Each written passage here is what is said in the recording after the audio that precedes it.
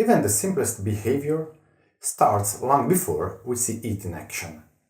During this invisible time, many things take place that can influence whether the behavior eventually takes place or not.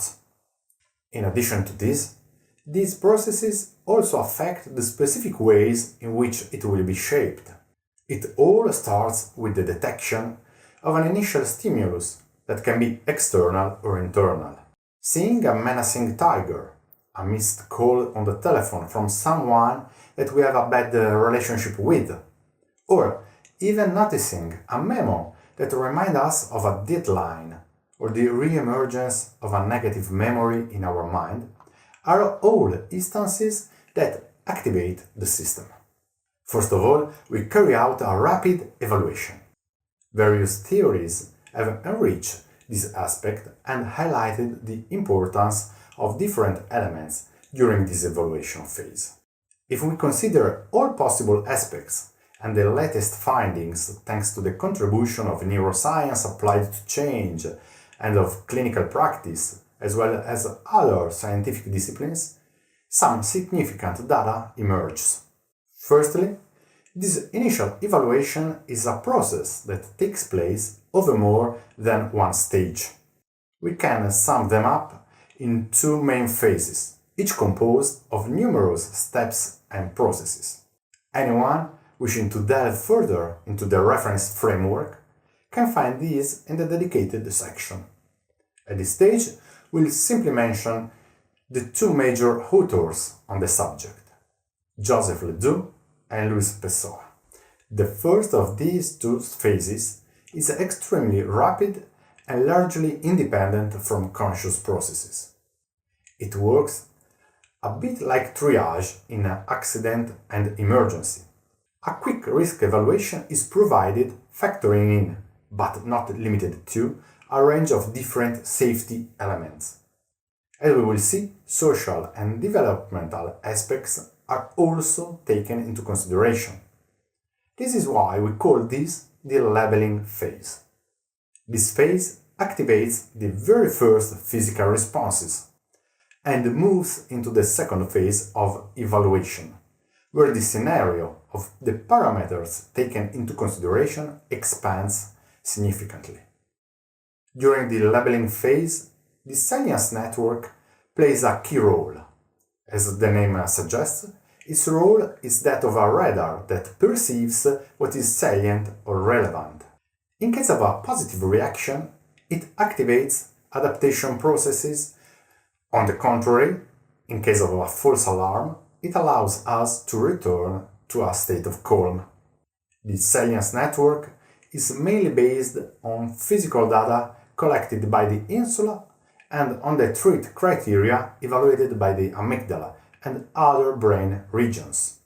For this reason, in order to manage the very first emotional response and self-control, it is important to work on body maps, on mastery, on physiology, and on the management of space and other environmental and physical elements. Safety starts at the core could be the slogan for this initial phase.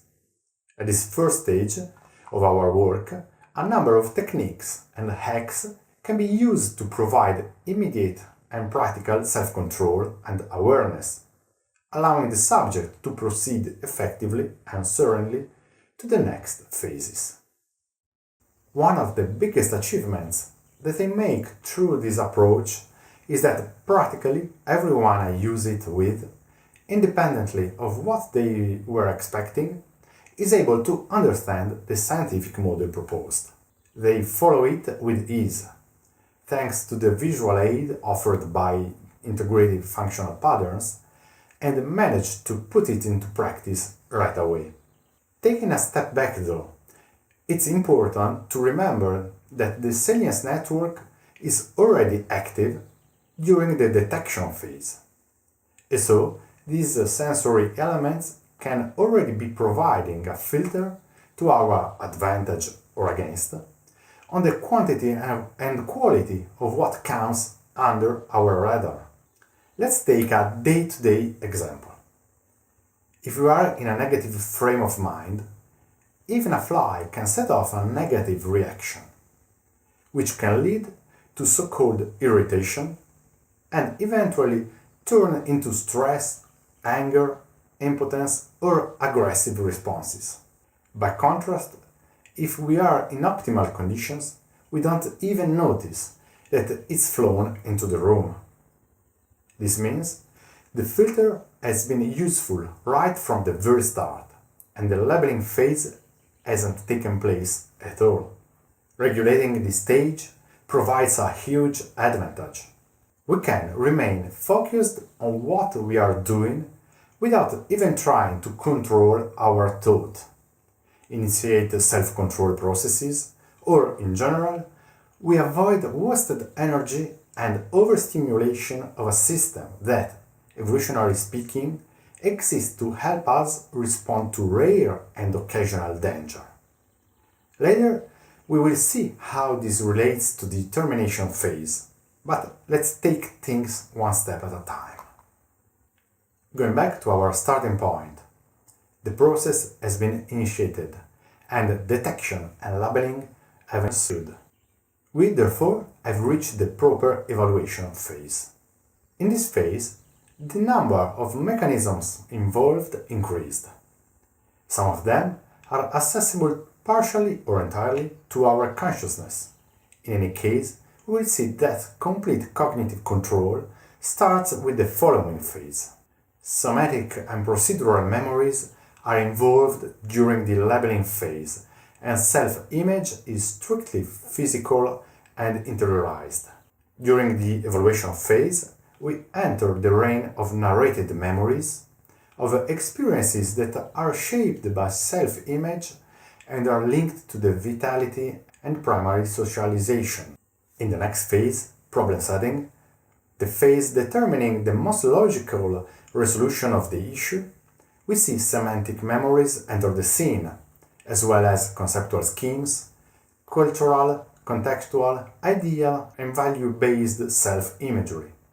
This is just a quick rundown compared to the multifaceted number of elements involved in these phases. In the next modules of the course, we will find a series of detailed focus sessions. At this stage, we are only interested in identifying the series of stages involved and the evolutionary outlook of functional patterns. These stages should be tackled and managed by step, progressively and with integration in mind, so as to be most effective and to make solid change. Proceeding without respecting this order would metaphorically be like planting seeds without preparing the soil.